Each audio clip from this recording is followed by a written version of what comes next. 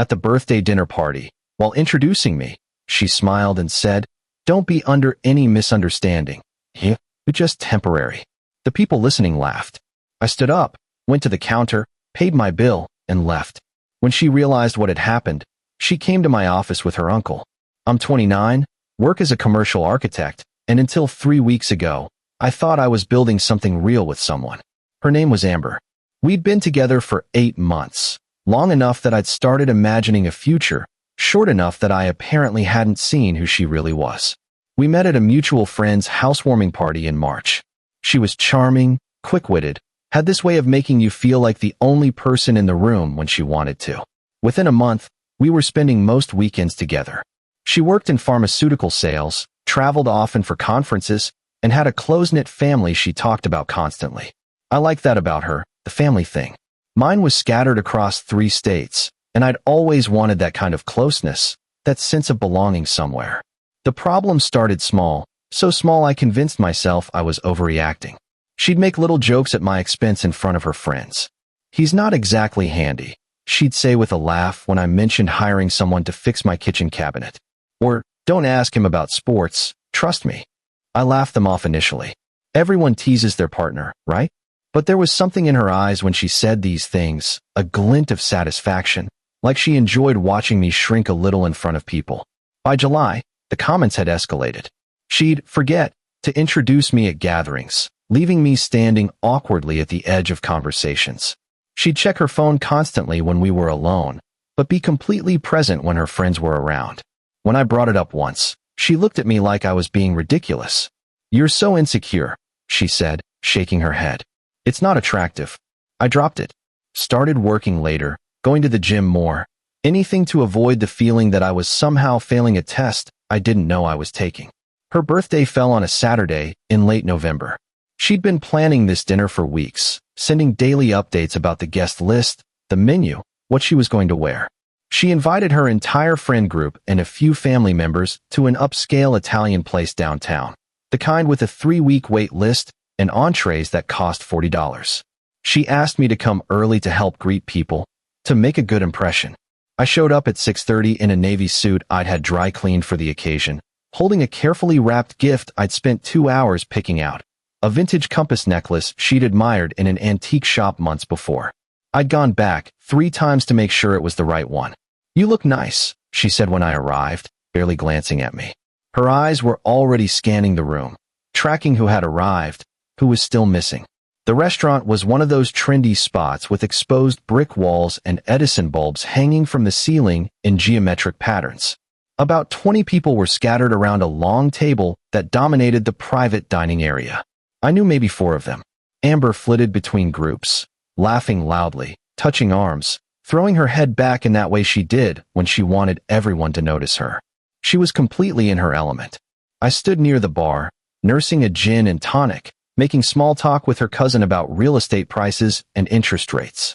Around 7:30, after everyone had arrived and the appetizers were making their rounds, Amber decided it was time for introductions. She clinked her glass with a fork, and the table quieted immediately. Everyone turned toward her, smiling, expectant. I assumed she was going to thank people for coming, maybe say something sweet about turning 30 and feeling grateful. Instead, she gestured toward me with her wine glass. "Everyone, this is Jordan," she said brightly, her voice carrying across the room. "My boyfriend." People smiled, a few waved. Someone I didn't know raised their glass. I nodded back, feeling awkward but not alarmed yet. Then she added, with that same bright, performer's smile, "Don't be under any misunderstanding. It's just temporary." The table erupted in laughter. Not polite chuckles, but full-throated, genuine amusement. Her best friend slapped the table so hard the silverware rattled. Her brother nearly spit out his drink. Someone in the back yelled, "Amber," in mock scandal, which only made everyone laugh harder. I stood there, frozen, the sound washing over me like cold water. My face felt hot, then cold, then numb. The laughter seemed to stretch on forever, people wiping tears from their eyes, catching their breath only to start again. She wasn't looking at me anymore. She was soaking in the attention, grinning like she'd just delivered the punchline of the year, accepting playful shoves from her friends like she was accepting applause. I set my drink down on the bar carefully. My hands were steady, surprisingly steady. I didn't think, didn't plan, just moved. I walked over to the counter near the entrance where they kept the checks and the host station. The hostess looked confused as I approached. "I need to pay for my portion," I said quietly. "Sir, it's a group tab. Just my drinks and appetizer. Please." She hesitated, glancing past me toward the dining area where the laughter was finally dying down. "Are you sure?" "Yes." She pulled up the bill, her fingers moving quickly across the tablet. I handed her my card, signed the receipt without looking at the total, and walked toward the door. Behind me, I could hear the conversation resuming, someone calling for more wine. I pushed through the heavy front door and stepped out into the November air.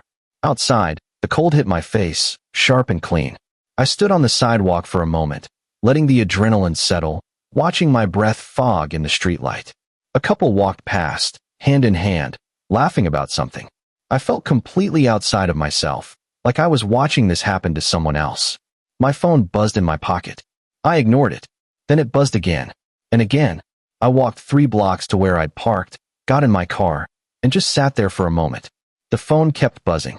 Through the windshield, I could see the restaurant in the distance, warm light spilling onto the sidewalk. I started the engine and drove home. By the time I unlocked my apartment door, I had 17 missed calls and twice as many texts. Most were from Amber, a few from her friends, one from her cousin asking if I was okay. I deleted them without reading and poured myself a whiskey, a nice one, the bottle I'd been saving for something special. Then I sat on my couch in the dark and tried to figure out what the hell had just happened. The texts kept coming. I watched them light up my phone screen, one after another, like watching a slot machine you know you're not going to win. "Jordan, where did you go? Are you seriously leaving right now? Call me." Around midnight, they shifted in tone. "Jordan, come on, it was a joke. You're being ridiculous. Everyone thinks you overreacted. You embarrassed me in front of my whole family." I stared at that last one for a long time. I embarrassed her. I turned my phone off and went to bed. Sunday, I ignored the world. I went for a long run through the park, the kind where your lungs burn and your thoughts finally quiet down. I cleaned my apartment, deep cleaned it, scrubbing baseboards and organizing closets I'd been ignoring for months. I ordered Thai food, watched a documentary about brutalist architecture, and tried not to think about the fact that my phone was still off. Around 8 in the evening, I turned it back on. The messages had stopped. There was one voicemail from Amber, her voice tight and angry. "I don't know what your problem is, but you made me look like an idiot on my birthday. Everyone kept asking where you went. I had to make excuses for you. Call me back so we can talk about this like adults." I deleted it and blocked her number. Monday morning felt surreal. I got up, made coffee, put on a suit, and went to work like nothing had happened. My office is downtown, in an older building with high ceilings and terrible heating. I like it there. It's one of those places where you can lose yourself in work and nobody bothers you unless it's important. I had a project deadline coming up, a mixed-use development proposal that needed revisions by Wednesday. I buried myself in it, redlining plans, adjusting load calculations, tweaking the facade design. Around 11, my desk phone rang. Internal line. Our receptionist, Patricia. "Jordan, there's someone here to see you.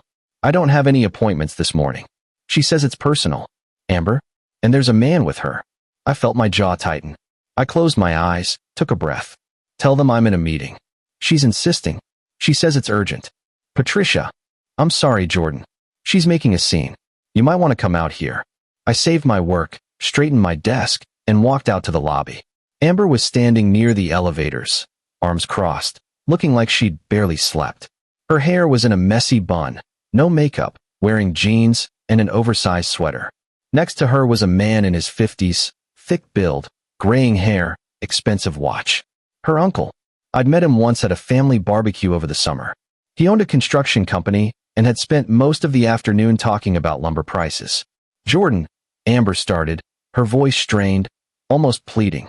"We need to talk." "No, we don't." I kept my voice level, professional. "You made your position clear on Saturday. I'm respecting that." Her uncle stepped forward, hands up in a placating gesture. "Look, son, maybe we can all sit down somewhere and—" "I'm not your son," I interrupted, still calm. "And no, we can't." Amber's face flushed. "You're being childish. It was a joke." Everyone laughed. "You're the only one who didn't get it." I got it. That's why I left. Oh my God, you're so sensitive. I finished. Yeah, I've heard. But here's the thing, Amber. Jokes are supposed to be funny for everyone involved. That wasn't funny for me. That was you telling a room full of people that I don't matter to you. And you know what? Message received. Her uncle frowned, looking between us like he was watching a tennis match. Amber, what exactly did you say? She hesitated, suddenly looking less certain. I introduced him and said he was temporary. It was sarcasm. I was making fun of the idea that relationships have to be so serious all the time. It didn't sound like sarcasm, I said. It sounded like the truth. Because you're paranoid. You've always been paranoid about us, about what I think, about what my friends think. Maybe because you spent 8 months giving me reasons to be. The receptionist was trying very hard to look busy, typing nothing on her keyboard. A colleague walking past slowed down, pretending to check his phone while clearly listening. Amber's uncle cleared his throat. Jordan, I think my niece made a mistake. But walking out on her birthday like that was the right call, I finished. The only call, actually. Look, I'm at work. You two need to leave. Amber's eyes were shining now, angry tears threatening to spill over. Her voice went up an octave. You're really going to throw away 8 months over this? 8 months. You threw it away on Saturday. I just had the dignity to walk out instead of sitting there while you collected laughs at my expense. It wasn't at your expense. Then who was it at the expense of, Amber? Because from where I was standing, I was the punchline. She opened her mouth, closed it, opened it again. Everyone was right about you. You're boring. You're small. You have no sense of humor. I was settling. The words landed like she wanted them to, sharp, designed to hurt. But instead of pain, I just felt tired. Then it's a good thing you don't have to anymore. I turned and walked back toward my office, my footsteps echoing on the marble floor. Behind me, I heard her uncle murmuring something in a low voice, then the sound of the elevator doors opening. I didn't look back. My hands were shaking when I sat down at my desk. I stared at my computer screen for a full minute before I could focus enough to start working again. Patricia called a few minutes later. You okay? Yeah. Thanks for the heads up. For what it's worth, she was completely out of line. Both of them. I know. Good. Let me know if they come back. I'll call security. They didn't come back round. Update 1. The week that followed was strange. Quiet. I half expected more confrontations, more angry calls, but there was nothing.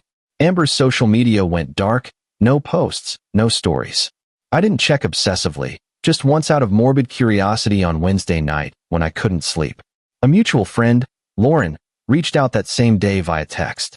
Hey, heard what happened. You doing okay? Yeah, I'm fine. For what it's worth, I thought what she said was messed up. A few of us did. We just didn't know what to say in the moment. Everything happened so fast. It's fine, Lauren. Really. It's not, though. I wanted you to know that. Also, she's been weird about you for a while. Like she wanted to date you, but also wanted everyone to know she could do better. It was uncomfortable to watch, honestly. Some of us talked about it. That stung more than I expected. Not because it was shocking, but because it confirmed what I'd been trying to ignore for months. The feeling that I was always auditioning, always trying to prove I was worth keeping around. Thanks for telling me, I said. Yeah, take care of yourself. And if you need to talk, I'm around. Appreciate it. By Friday, I'd settled into a new rhythm. Work, gym, home. I started sketching again in the evenings, something I hadn't done since college. Mostly buildings, but sometimes just abstract shapes, lines that didn't need to mean anything or fit into anyone's expectations. My appetite came back. I slept through the night for the first time in weeks. I realized I'd been holding tension in my shoulders for months, and it was finally releasing. On Sunday, 2 weeks after the birthday dinner, I was at a coffee shop near my apartment when I saw her brother, Tyler. He was in line ahead of me, and when he turned with his drink, we made direct eye contact. He froze for a second, then walked over. Jordan. Tyler. He hesitated, shifting his weight. Can we talk for a second? I nodded toward a table in the corner. We sat. He looked uncomfortable, fidgeting with his cup sleeve. Look, he started. I'm not here to defend her. What she said was screwed up. I told her that night, after you left. We got into a huge fight about it in the parking lot. Okay. But she's a mess right now. She keeps saying she didn't mean it the way it came out, that she was nervous and trying to be funny, that you took it the wrong way. She accomplished one of those things. Tyler winced. Yeah, I know. He paused, stirring his coffee even though he hadn't added anything to it. She's always been like this, you know? Since we were kids. She gets insecure, and instead of dealing with it, she tears other people down to feel better about herself. My parents let her get away with it because she's the baby of the family. But that doesn't make it right. Why are you telling me this? Because you deserved better. And because I think she knows that now. Not that it changes anything. It doesn't. He nodded slowly, staring into his cup. For what it's worth, my uncle felt like an idiot after he understood what actually happened. He thought you'd just gotten into a fight over something small. Maybe you'd had too much to drink. When Amber finally told him exactly what she said, word for word, he lit into her. I've never seen him that angry. He doesn't get angry. I didn't know what to say to that, so I just nodded. Tyler stood, picking up his coffee. Anyway, I won't bother you again. Just wanted you to know that not everyone thought you were in the wrong. Most people, actually, once they knew the full story. Thanks, Tyler. He left, and I sat there with my coffee, watching people pass by the window. Couples, families, people walking dogs. Life continuing like nothing had happened. I didn't feel vindicated or victorious. Just tired. And maybe a little relieved that I wasn't crazy, that what happened had actually been as bad as it felt. Update 2. A month later, early December, I ran into Lauren again at a work function, a holiday mixer for local businesses. She pulled me aside during the cocktail hour, glancing around like she was about to share classified information. Did you hear? Hear what? Amber's moving. Her company's transferring her to Boston. She's leaving in 2 weeks. I processed that, taking a sip of my drink. Good for her. She's been telling people it's a promotion, a big opportunity. But I heard from someone in her office that she actually requested the transfer. Apparently, things got awkward after the birthday thing. People started looking at her differently once word got around about what really happened. Lauren, I appreciate you keeping me in the loop, but I don't need to know this. I know. I just thought you'd want closure or whatever. I have closure. I closed it when I walked out of that restaurant. She smiled, a genuine one this time. Fair enough. You seem good, though. Better than you did when you were with her, honestly. I am. And I was. I'd started seeing someone new. Casually, nothing serious yet. Her name was Tessa. She taught high school art, and she laughed at my jokes without making me feel like I needed to perform. I'd finished the mixed-use proposal and won the contract, beating out 2 other firms. I'd reconnected with an old college friend and started playing basketball on Tuesday nights at a gym downtown. Life was full in a way it hadn't been in months, maybe longer. I never heard from Amber again. No apology, no final message, no attempt to explain or justify. And that was fine. Better than fine, actually. Some people don't know how to own their mistakes, and you can't make them learn. You can only decide whether you're willing to keep paying the price for their inability to grow. The last time I thought about that night, really thought about it, let myself sit with the memory instead of pushing it away, was when I was designing a client's home office in mid-December. She wanted something bold, something that made a statement but was still functional. As I sketched, I realized I was drawing something I would have been afraid to propose 8 months earlier. Too unconventional, too confident, too likely to be rejected. But I wasn't afraid anymore. I'd spent 8 months making myself smaller to fit into someone else's idea of acceptable, dimming my personality, second-guessing my instincts, apologizing for taking up space. And when she finally said the quiet part out loud, when she turned her contempt into a public performance, it gave me permission to stop. People ask sometimes, when the story comes up, if I regret how I handled it. If I wish I'd stayed, confronted her in front of everyone, made her apologize and admit what she'd done. No, walking out was the kindest thing I could have done for both of us. It said everything that needed to be said without cruelty, without drama, without giving her more ammunition. Just a clean line in the sand. You're temporary. She was right about that. Just not in the way she meant.